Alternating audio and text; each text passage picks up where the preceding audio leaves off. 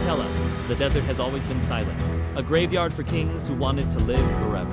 But what if I told you that the history books are reading the story backward? Look at the Sphinx!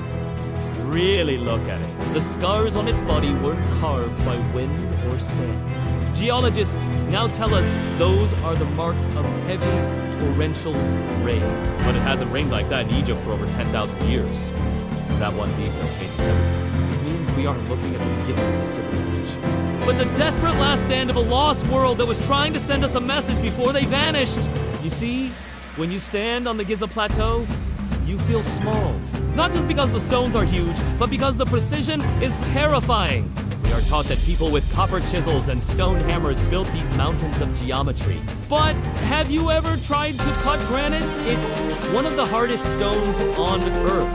Yet, inside the Great Pyramid, there are granite blocks weighing tens of tons. Cut with the precision of a modern laser and polished like glass. There is a theory floating around, often called the revelation of the pyramids, that suggests these structures were never tombs at all. Think about it. No mummy was ever found in the Great Pyramid. No hieroglyphs were carved on its walls praising a pharaoh. It is a blank, massive machine of stone. Inside the king's chamber, it's not peaceful, it's electric. The granite there is rich in quartz crystals. When the earth vibrates sand, we know the earth is always humming. Those crystals create a charge. It's basic physics. So, why would you build a tomb that acts like a massive battery?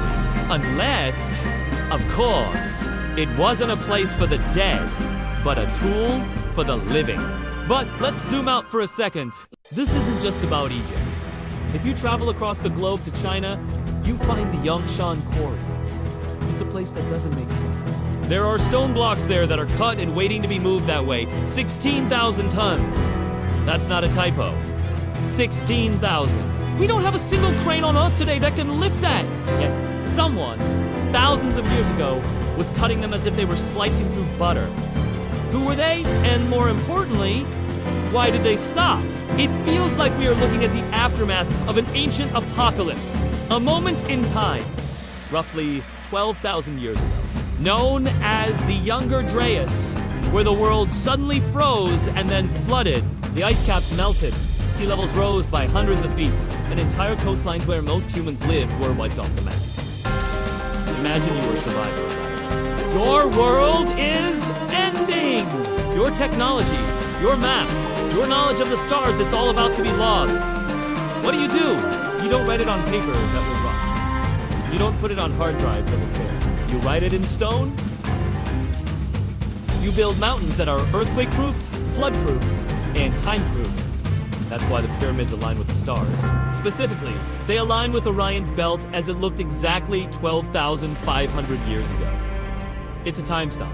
It's a message in a bottle thrown into the ocean of time, waiting for a civilization smart enough to read the dates. And the more we dig, the more we find this pattern. In Turkey, at Göbekli Tepe, we found circles of massive pillars buried on purpose. These weren't simple hunter, they were astronomers.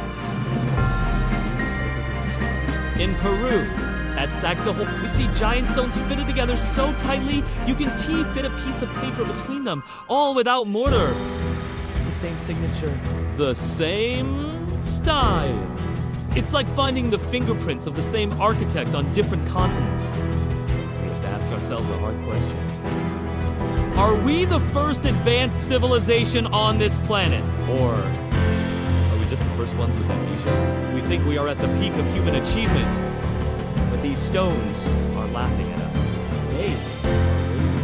They are the backup hard drive of humanity, storing the wisdom of a time when we knew how to harness the earth, how to talk to the stars, and how to build for eternity. The desert isn't empty. It's a library, and we are only just learning how to read the first page. The sand has preserved the truth, protecting it until we were ready to understand that we are not an accident of history, but the inheritors of a legacy far greater and far older than we ever dared to dream. So, the next time you see a picture of the pyramids, don't just slip by the block. See a bridge across time. See the desperate hope of our ancestors reaching out to us, saying, remember us. Remember what we knew! If you want to keep exploring these lost chapters of human history and wake up to the truth of our past, make sure you hit that like button and subscribe. I'm the Sleeping Historian, and I'll see you in the next mystery.